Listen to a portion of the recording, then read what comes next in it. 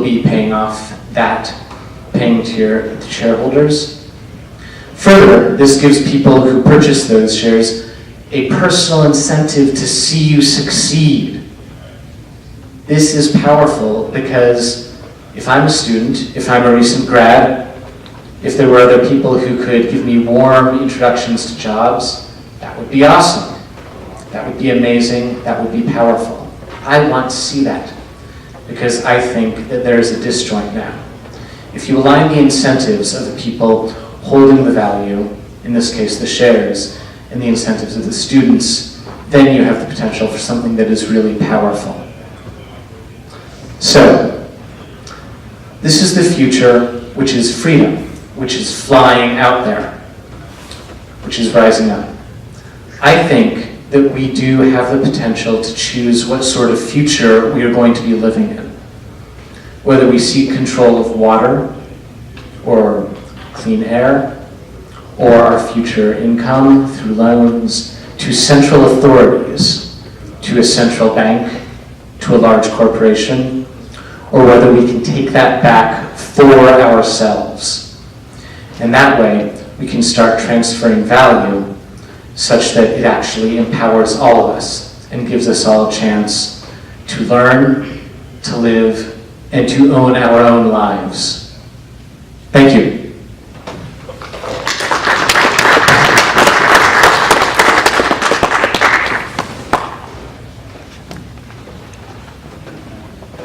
So, I've got another 5 or 10 minutes. I realize the timing is a little wonky this morning.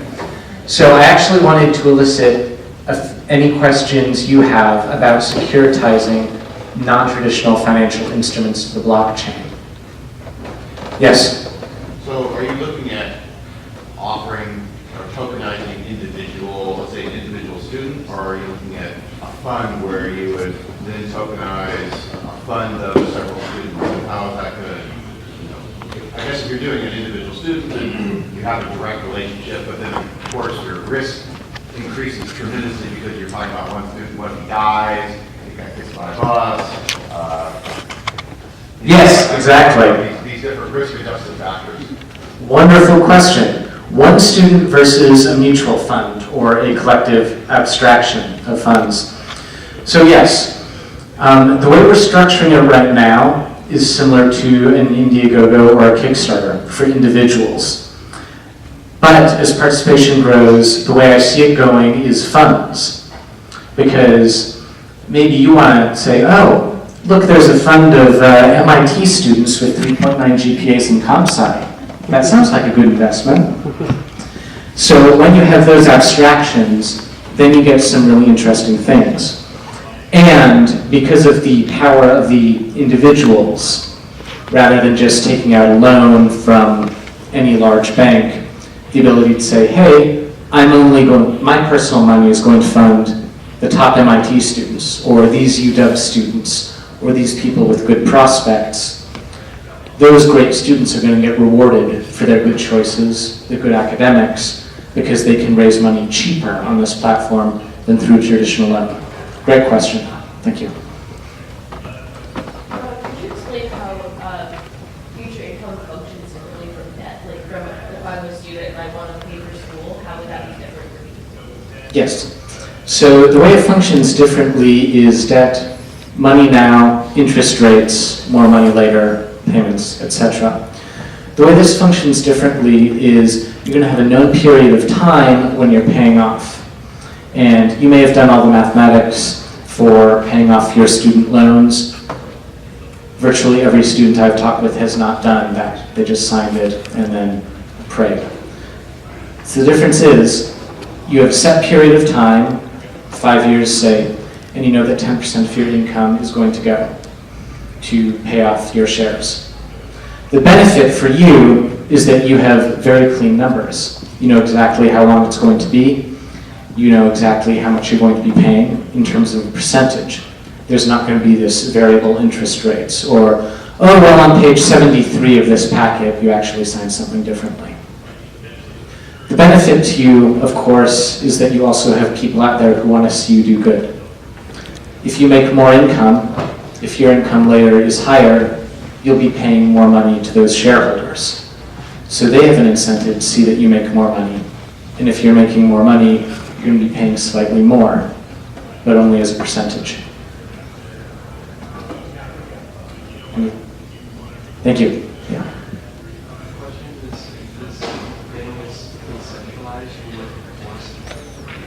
Yes, enforcement. Excellent question. So, how do people enforce traditional financial stuff today, like debt? That's enforced primarily through the legal system, and it's primarily enforced badly. So that's the same question that has been around forever. How do you enforce it? What you do is that token is going to have a independent, self-contained legal financial contract with the person. And this is where we get into the dark corners of legalese, but basically that token is representative of a contract between you and whoever holds that token. So it's going to be enforced by the legal jurisdiction upon which that person lives in. As we're launching it right now, the US student loan market looks most promising because A, it's absurd beyond all mortal ken, and B, you've got a good enforcement structure through the legal US legal structure. Other than that, you've got China, you've got developed countries. Personally, I don't think this is going to have as much power for enforcement or usage in some of the less developed countries where you're seeing Bitcoin and M-Pesa and other electronic currencies. But it's going to be through the legal system. Let's get someone there. Yes. So are you looking at this as a security token? It is a security, yes. So filings you have to do, like what something to pay a token for my future? Mm-hmm. What filings do I do? Good question. You can do all the filings, all the paperwork, and promote it yourself. Or you could use a software platform that does all that for you. Like the accredited investors? Yeah, so it would be only open to accredited investors initially. That is correct. Were you going to? Just relative to the question about comparing it to traditional student financing, the degree to which there's some level of qualification for participation. So initially we are only working with students and people who have really good academic records and have a level of commitment.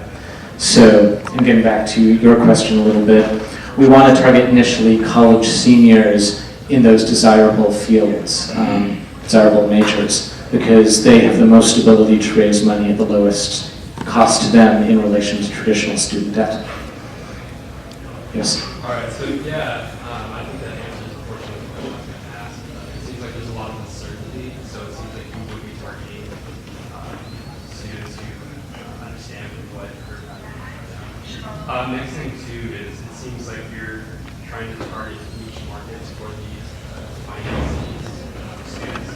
So how do you attract smart college students, especially if someone's going to go into an engineering field? How do you attract engineers to come on board with this? So how am I going to target the niche financing there?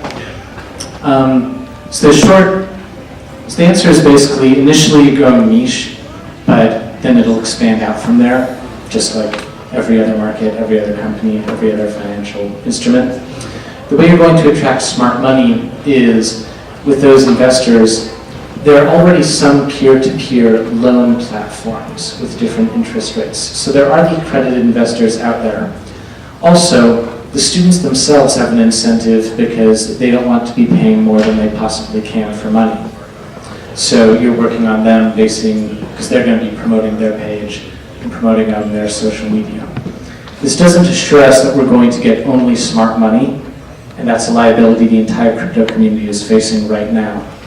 What I do think is this offers a different option for people who are able to think a little forward and give them the ability to finance their education in a different way. Cool. Yes? All right, and then my question is regarding good governance with the just securitizing resources. So how do you keep one player from accumulating a lion's share of the resources and having a basically a monopoly in the market, just like China does with Bitcoin? how can we prevent that, like, let's say a resource like water? How do we prevent, like, maybe a large corporation from accumulating a lot of these tokens and shares of water and then basically having a stranglehold on the market? Good question. How do you prevent one player from accumulating a stranglehold on the market? I got an answer. It's a great question, and it's not primarily a blockchain question. It's a market dynamic economics question. The depressing answer I see is that if you look at virtually every market over time from playing Monopoly, you see resources accumulating in Pareto distributions, very generally. And so what I see with the blockchain doing, especially for water, is this gives the ability of people to transfer that value in between one another without the trusted intermediary, that is, without the banks. So this doesn't actively prevent me from trading with Apple or Coca-Cola or any other big corporation.